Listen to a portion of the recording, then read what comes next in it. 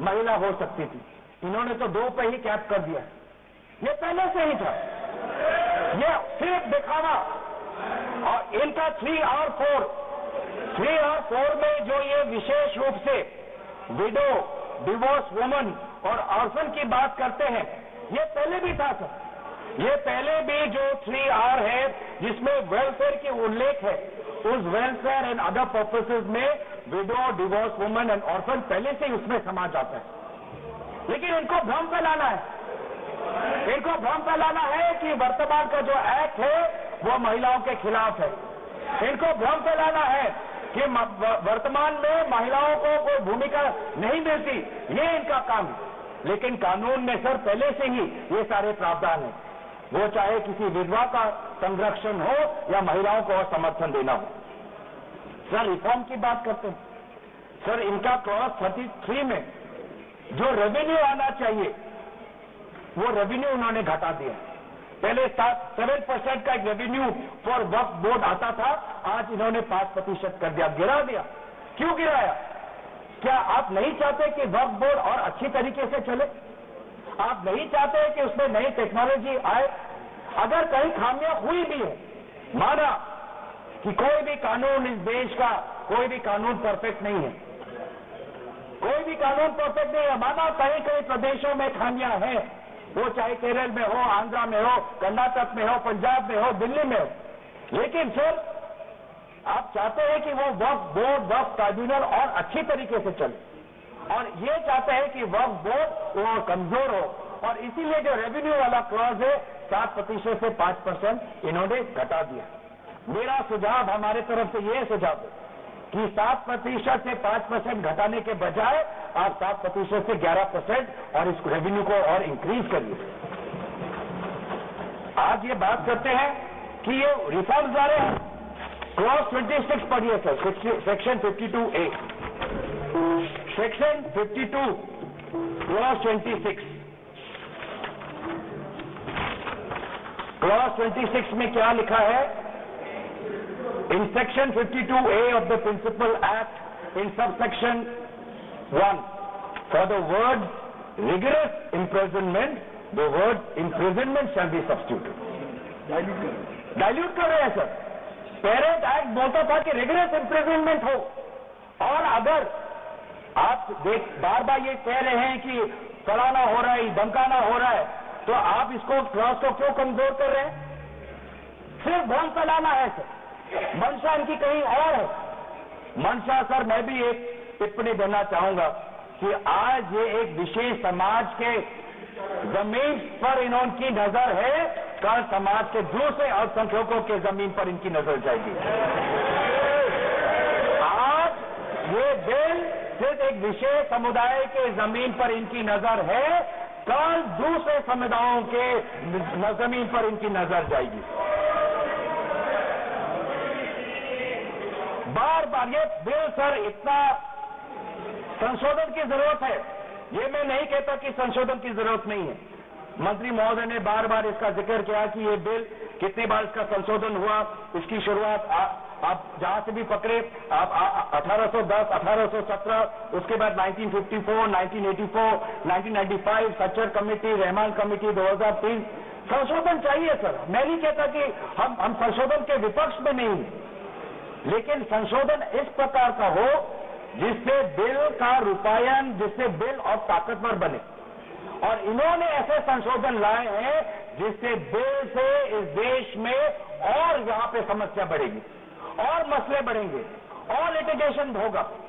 Sir ये इनका clause 40A पढ़िए, इनका clause 40A, section 107, on and from the commencement of the Waqf Amendment Act 2025, the Limitation Act 1963 shall apply to any proceedings.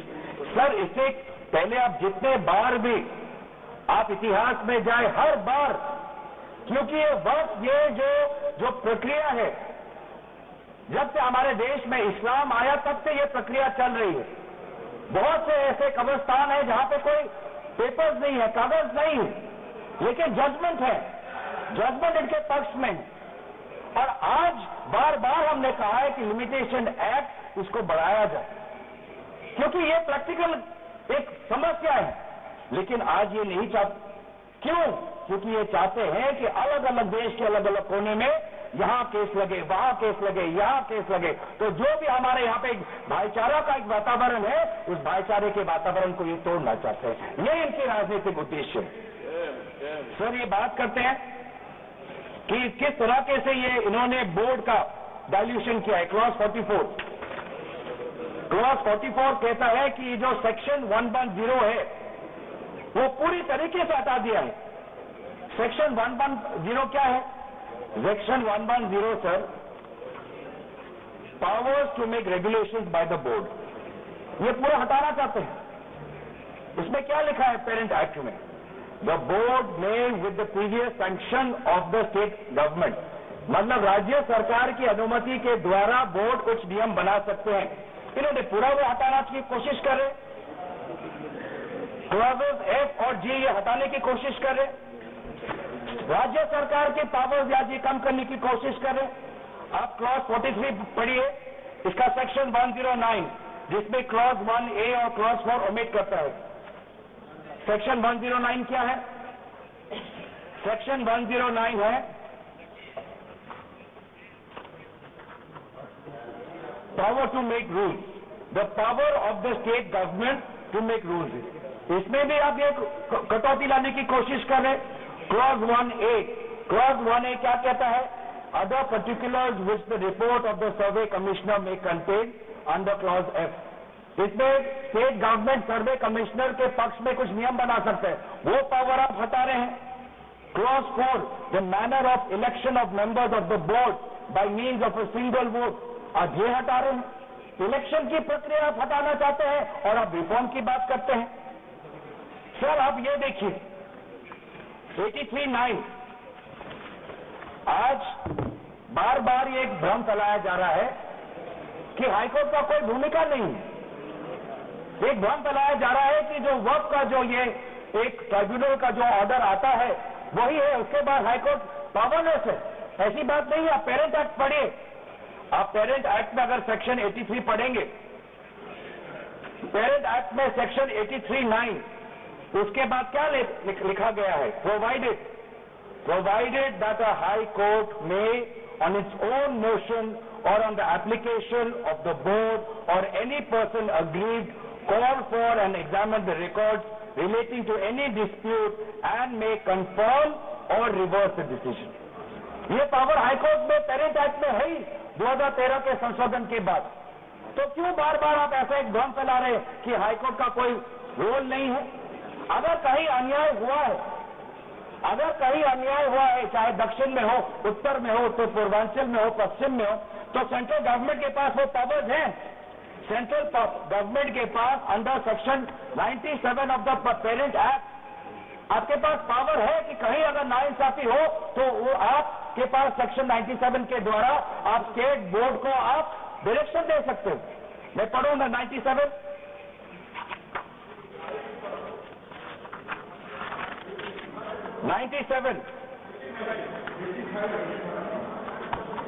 Direction 96 for the power of the central government to regulate secular activities of OCUP. Power 97, directions by state government, subject to any directions issued by the central government under section 96. The state government from time to time give to the board such general or specific directions as the state government thinks fit। मैं जानना चाहूंगा, आपके बहुत जगह आपकी double engine की सरकार है, बहुत जगह आपकी डबल इंजन की सरकार है, कहीं कहीं आपकी सहयोगी दल की भी सरकार है। आपने पिछले 10 साल में कितने बार इस सेक्शन 97 का आपने इसका इस्तेमाल किया? कहीं भी आप अगर नाइंसाफी हुआ तो कितने बार आपने सेक्शन 97 का आपने इस्तेमाल किया? उसका बोलिए, फिर जाके बोलिए कि ये जो पेरेंट एक्ट है ये कमजोर एक्ट है। पूरी ताकत दी हुई है, अगर कहीं गलती हुई है, कहीं सुधारना है, हमारी संवेदना है, वो चाहे केरला में मवम्मम की बात हो, संवेदना है हमारी, पर आपके पास भी वो ताकत है। आपने कितने बार इस ताकत को आजमाया? सर, आज आप देखिए कितनी दुख की बात, सेक्शन 64 क्लॉज 29, 64 ये एक्ट क्या लिखा है?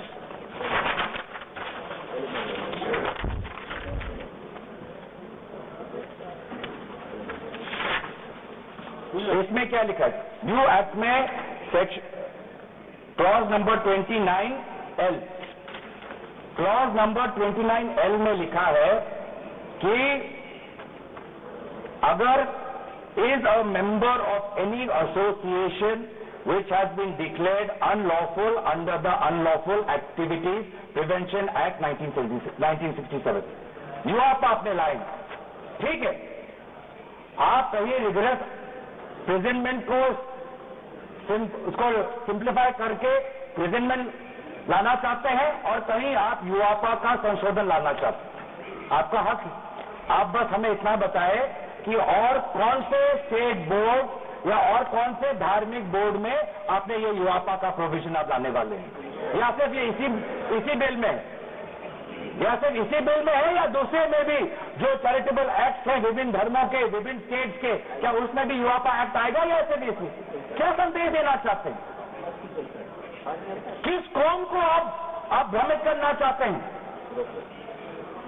बार बार उस कौम को जिसने भारत की स्वतंत्रता की लड़ाई लड़ी है, उस कौम को जिसने 1857 में उन्होंने मंगल पांडे के साथ उन्होंने अपनी शहादत दी, आप उस कौम पर आप दाग लगाना चाहते हैं जिसमें लगभग 2 लाख उलेमा शहीद हुए, आप उस कौम पर दाग लगाना चाहते हैं जिन्होंने भारत छोड़ो आंदोलन में हमारा साथ दिया, आप उस कौम पर आप दाग लगाना चाहते हैं जिन्होंने 6 अप्रैल 1930 में दांडी मार्च का सपोर्ट किया, आप उस कौम पर आप दाग लगाना चाहते हैं जिन्होंने 1926 में ब्रिटिश के डिवाइड एंड रूल को खंडन किया, आप उस कौम पर आप दाग लगाना चाहते हैं जिन्होंने मौलाना हुसैन अहमद मदानी ने 1924 में कंप्लीट इंडिपेंडेंस की मांग की।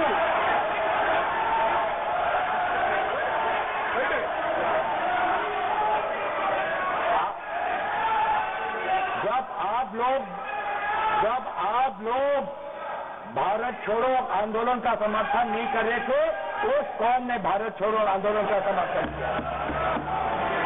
जब आप लोग अंग्रेजों को मर्सी पिटीशन लिख रहे थे, वो माल्टा में 3 साल और इजिप्ट में उन्होंने शहादत दी।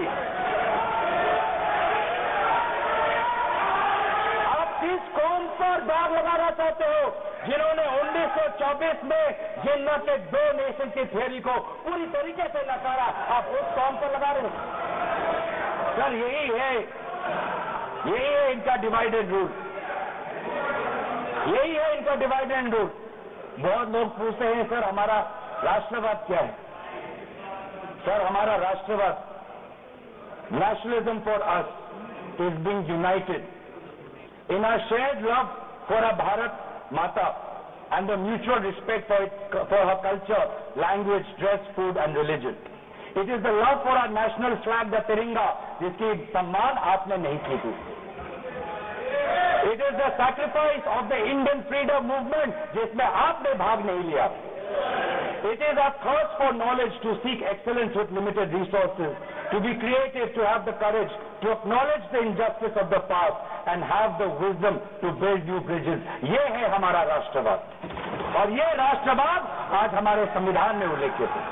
तो सर बार बार ये सरकार कहती है ये माइनॉरिटीज के पक्ष में है, लेकिन जब अमेरिका से माइनॉरिटी कमीशन का रिपोर्ट आता है कि माइनॉरिटीज के साथ नाइंसाफी होती है तो इनको दुख होता है।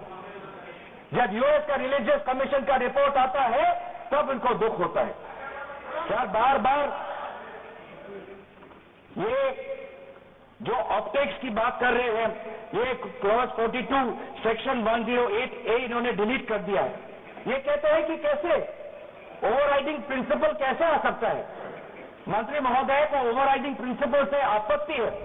पहले सबके लिए सेक्शन 108 क्या है पढ़ लेते हैं, आपके लिए भी है, हम तो जेपीसी में थे।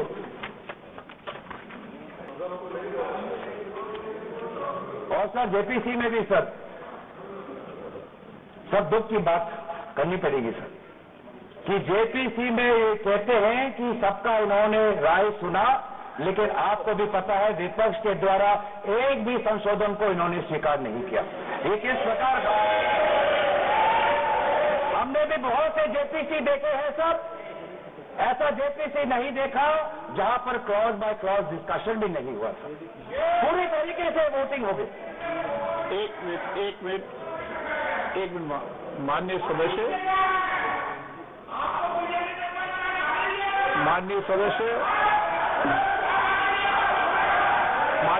इतना ध्यान रखें कि जेपीसी भी संसद का भाग होती है, इसलिए उसका भी ध्यान रखें।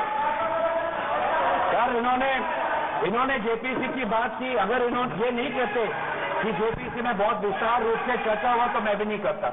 इन्होंने उल्लेख किया, इसलिए मैं करना चाहता हूं। इन्होंने उल्लेख किया कि बहुत से लोग आए जेपीसी में, सर ऐसे भी लोग आए जिनको वक्त को लेकर उनका कोई जानकारी भी नहीं थी, कोई जानकारी नहीं थी, ऐसे भी आए। सर जेपीसी के मुद्दे हम बार बार हमने स्पीकर को चिट्ठी के द्वारा अवगत किया, जैसे उठा रहे हैं सर। इसमें 108A ये हटाना चाहते हैं जिसमें power to have overriding effect, लेकिन ये जो प्रिंसिपल है ओवरराइडिंग का सर, ये आज भी विभिन्न स्टेट एक्ट में ये है। तेलंगाना के एक्ट में आज भी ओवरराइडिंग प्रिंसिपल है, तमिलनाडु के एक्ट में आज भी ये ओवरराइडिंग प्रिंसिपल है, आज भी आरटीआई एक्ट में, इंफॉर्मेशन टेक्नोलॉजी एक्ट में 2000 में, नालसा जैसी यूनिवर्सिटी में ये ओवरराइडिंग प्रिंसिपल है। तो इसलिए आपको सिर्फ यहां पर आपको ओवरराइडिंग प्रिंसिपल से आपको मुश्किल है, लेकिन जो दूसरे एक्ट में जो ओवरराइडिंग प्रिंसिपल है सेक्शन 108A के द्वारा सिमिलर प्रोविजंस है, उसमें आपको तकलीफ नहीं है। सर मैं भी अपने, जैसे इन्होंने हमारे कुछ दोस्तों को सलाह दी, मैं भी इनके कुछ दोस्तों को सलाह देना चाहता हूं। सर क्लॉज 40A सेक्शन 107 जो लिमिटेशन एक्ट जो हटाया गया है सर, आंध्र प्रदेश के एक्ट में ये लिमिटेशन एक्ट ऐसा ही एक लॉ है जैसे पेरेंट एक्ट में है। तो मैं भी इनके आंध्र प्रदेश के सदस्यों को मैं कहना चाहता हूं कि जो प्रोविजन आपके आंध्र प्रदेश के एक्ट में है, आज वैसे प्रोविजन ये सरकार हटाने वाली है। आपको भी बाद में आंध्र प्रदेश में अपनी जनता को उत्तर देना पड़ेगा। तेलंगाना और तमिलनाडु में हमने बात रखी है, तो मैं बार बार मैं कहना चाहूंगा, हमें संशोधन से कोई हमें परे नहीं है, लेकिन संशोधन ऐसा हो जो हमें मदद करे। आज डिजिटाइजेशन की बात करते हैं, आज से 15 वर्ष पहले वामिस एक डिजिटल पोर्टल हमने खोल दिया है। अब ये देखिए सर सरकार की कैसी ये इनकी काम है। डिजिटाइजेशन फिलहाल अभी चल रहा है, डिजिटाइजेशन हो रहा है, पर माना कि डिजिटाइजेशन वामिस में कुछ खामियां हैं, उसको अवामसी में, तो आप उसको ठीक करिए। आप 10 साल से क्या कर रहे थे? आप 10 साल से आप हमसे क्यों ठीक नहीं कर पा रहे? आप वो काम तो नहीं कर पा रहे, अब आप एक दूसरा नियम बना रहे हैं कि दोबारा आप एक नए पोर्टल पे अपने रिकॉर्ड्स आप अपलोड करिए। सर कितने बार हम इस सरकार को अपना कागज दिखाएं? वामसी का अगर इनका काम अधूरा है तो उसको ये काम संपूर्ण करे। अब लेकिन नहीं, इनका काम उद्देश्य यही है कि देश में मसला और बढ़े, और इसीलिए आज इस बिल के विरोध में है।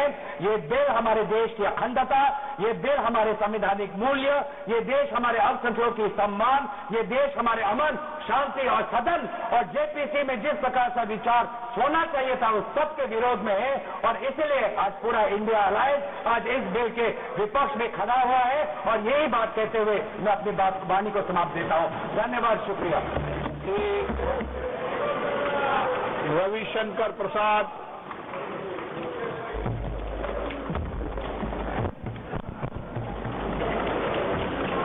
माननीय अध्यक्ष जी, मैं बहुत कृतज्ञ हूं कि मुझे इस महत्वपूर्ण बिल पर बोलने का अवसर दिया गया है। सर मैं विपक्ष की बात सुन रहा था, मुझे उनके तर्क को समझने में थोड़ी कठिनाई हो रही है। वक्त बिल में संशोधन होना चाहिए, लेकिन नहीं भी होना चाहिए। ये दोनों तर्क कैसे चलेगा? सबसे पहले बात वह संविधान की कर लेते हैं। आजकल लाल किताब बहुत घूमती है, जब भी कोई विषय होता है संविधान की लाल किताब दिखाते हैं। सर, हम संविधान की हरी किताब लेकर के आए जो संसद में रखी हुई है, तो मैं इसी को दिखाऊंगा आज। सर, भारत के संविधान के मौलिक अधिकार में धारा 15 है। धारा 15 में लिखा हुआ है कि महिलाओं के साथ कोई विभेद नहीं होगा और सरकार महिलाओं के विकास के लिए कानून बना सकती है। तो अगर यह वक्फ बिल देश की खवातीनों के विकास के लिए, वक्फ में उनकी भूमिका के लिए यह कानून लाया जा रहा है, तो यह कानून गैर संवैधानिक कैसे हो गया भाई? सर, संविधान की धारा 15 में यह भी लिखा हुआ है कि सामाजिक रूप से पिछड़े वर्ग के लोगों के विकास के लिए सरकार कार्रवाई कर सकती है। ये सच्चाई है। ऑनरेबल प्लीज, मैं जिस प्रदेश में आता हूं, ऑनरेबल प्लीज भी सीटेड, जरा ऑनरेबल मेंबर, सर जरा लोगों को बैठा सीटेड, ऑनरेबल मेंबर, जरा बैठ जाए। ऑनरेबल मेंबर, डोंट भी आग्रह करूंगा, see the back to the chair, please be seated. Venugopal ji, जरा मैं बोल रहा हूं, आप भी सुन लीजिए। Mister Venugopal, yes, mister Venugopal ji, I am speaking, kindly have some attention to me. देखिए सर, मैं ये कह रहा था कि मैं जिस प्रदेश बिहार से आता हूं, वहां बहुत सारे पिछड़े मुसलमान हैं। उत्तर प्रदेश में भी हैं, पसमंदा कहते हैं हम, कई कैटेगरी के हैं। उनको वक्फ के मैनेजमेंट में अवसर नहीं मिलता। और अगर संविधान की धारा 15 के आलोक में इस बिल में इस बात का प्रावधान किया जा रहा है कि पिछड़े मुसलमानों को भी वक्फ में जगह दी जाएगी, उनको जगह दी जाएगी, तो परेशानी क्यों है इनको? और सर, जहां तक सर सवाल है, जहां तक सवाल है सर, मैं ये बताना चाहता हूं कि संविधान की दुहाई का जवाब मैं संविधान से ही दे रहा हूं। ये वक्त में जो संशोधन हो रहा है वो मौलिक अधिकार की धारा 15 में उसकी अनुमति मिलती है। अब सर धारा 25 की बात की गई सर। अब हमारे विपक्ष के उपनेता को मैं सुन रहा था, आपने धारा 25 का जिक्र किया, तो धारा 25 का क्लॉज 2 भी पढ़ दीजिए मेरे साथ। सर, मैं आपके सामने पढ़ना चाहता हूं। Nothing in this article shall affect the operation of any existing law or prevent the state from making any law regulating or restricting any economic, financial, political or other secular activity which may be associated with the religious practice। तो अगर वक्फ की जमीन बर्बाद हो रही है, अगर वक्फ की जमीन लूटी जा रही है, अगर वक्फ की जमीन हड़पी जा रही है, तो संविधान की धारा 25 यह अधिकार देता है कि कानून बन सकता है। कृपया करके कोई अगर आप धारा संविधान की कोट करते हैं तो पूरी की पूरी कोट करें। सर, मैं प्रावधानों पर आने के पहले एक और बुनियादी बात बताना चाहता हूं। वक्फ के बारे क्या है सर? माननीय मंत्री जी ने विस्तार से बताया है। वक्फ is not a religious body, वक्फ is just a statutory body. वो कोई धार्मिक संस्था नहीं है, वो सिर्फ एक वैधानिक संस्था है। सर, दूसरा सवाल आएगा सर। अच्छा, आप अपने पारी का इंतजार करिए ना। You are a very eloquent speaker, I know, wait for your turn. Sir, इसी से एक और सवाल उठता है सर, मुतवल्ली की क्या भूमिका होती है? आज मैं चाहता हूं इस बात को सदन में रखूं और सदन के माध्यम से देश में जाए। सर, मुतवल्ली को सिर्फ मैनेजर बोलते हैं और ये मैं नहीं बोल रहा हूं, मैं इस्लामिक लॉ के एक बहुत बड़े scholar Mulla law of Mohammad law, इस किताब से मैं 3 लाइन कोट करूंगा sir. Mulla people of Mohammad law M Hidayatullah जो भारत के पूर्व मुख्य न्यायाधीश थे, उन्होंने इसको रिवाइज किया था सर, बहुत बड़े जूरिस्ट थे, और मैं इसके सिर्फ एक पैराग्राफ को पढ़ूंगा sir.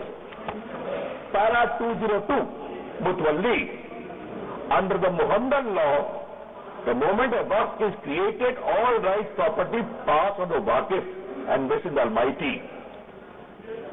The mutawalli has no right in the property belong to the waqf. The property is not within him. He is not a trustee. He is merely a superintendent or a manager. तो मुतवल्ली साहब ये 8 लाख की property के खाली manager हैं, और क्या हो रहा है? तो क्या सरकार खामोश है? अगर वक्त देने वाले की प्रॉपर्टी लूटी जा रही है तो क्या खामोशी चलेगी सर? ये तो नहीं चलेगी। सर कुछ और मैं बुनियादी सवाल करना चाहता हूं सर इस बहस में जो उठना चाहिए। ये 8 लाख संपत्ति है, इसमें कब्रिस्तान भी होंगे, इसमें मस्जिद भी होगी सर। आज मैं एक सवाल इस संसद के सामने उठाना चाहता हूं, कितने स्कूल बने वक्फ की संपत्ति पर, कितने अस्पताल बने वक्फ की संपत्ति पर, कितने स्किल सेंटर खुले वक्फ की संपत्ति पर, कितने अनाथालय खुले वक्फ की संपत्ति पर, कितनी बेवा विधवा बेटियों बहनों को सिखाए गए सिलाई कढ़ाई जीने का तरीका गिनतियों पर भी आएगा सर। तो ये बार बार जो वक्फ की बात बोलते हैं, अगर आज इस कानून के द्वारा वक्फ की जमीन को रेगुलेट करके उसकी प्रॉपर्टी में फंडिंग अच्छी आए और उस जमात के लोगों के लिए इसका विश्वास बढ़े, तो इनको परेशानी क्यों होती है सर? सर इस परेशानी की मैं वजह समझता हूं, और अब मैं इस परेशानी की वजह पर आ रहा हूं। दिल से तो कहते हैं कि हम चाहते हैं संशोधन हो,